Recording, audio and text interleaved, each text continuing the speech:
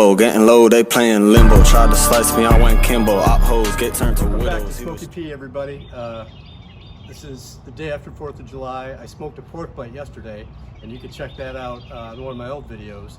But now we have leftover pulled pork. It was like a 9-pound pork butt. So of course there's going to be leftovers, right? Even though we shared it with some friends last night. Then you ask the next day, what am I going to do with all this pulled pork? I got the answer for you. It's pulled pork nachos. Super easy. We already got the pork done. It doesn't take that long to make, and it's super delicious. But what I'm going to do is grab a couple fresh jalapenos from my garden here. We'll get this one and this one. I'm so glad I grew these, and coming up soon, I'm gonna also make a nice salsa video, and I'll use a couple more of these jalapenos. But for now, these are good, and we'll be right back with the recipe and the rest of the show. All right, back inside now. I diced up my jalapenos. This is super easy, by the way. I got some refried beans. You can make your own if you want. I chose not to today.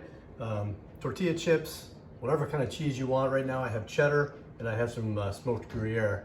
But you can use anything, cheddar jack, mozzarella, whatever you want, your choice. But I had the Gruyere left over in the cheddar from making mac and cheese yesterday, and that's another one I'll do someday, but not today. And of course I got my pulled pork here. Like I said, we had a bunch left over. There's still more, but we're just gonna get you started. Again, super easy. Oh, you know what? First, I'll add some jalapenos right to the refried beans. Mix it up a little bit. That way I don't have to do another step. And again, it's super easy. This is the hardest part about it right here. You just take a little bit of refried beans. You put them in there like that. Just grab a little bit of pulled pork. You don't need that much. This stuff will go a long way. And each bite is gonna be delicious.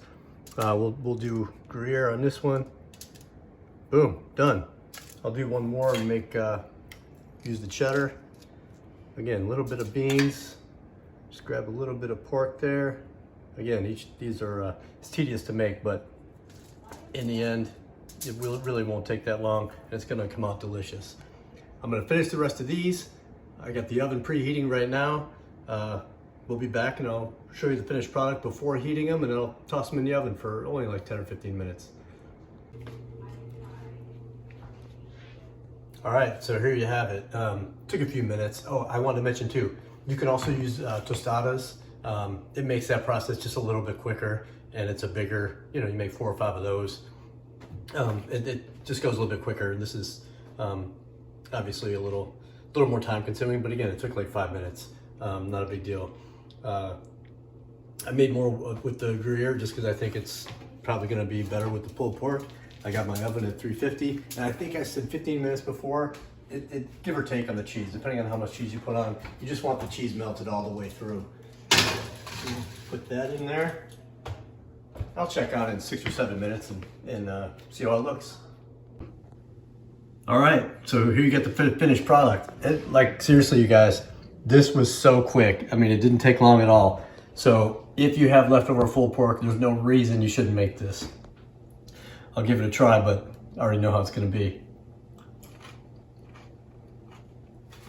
I'm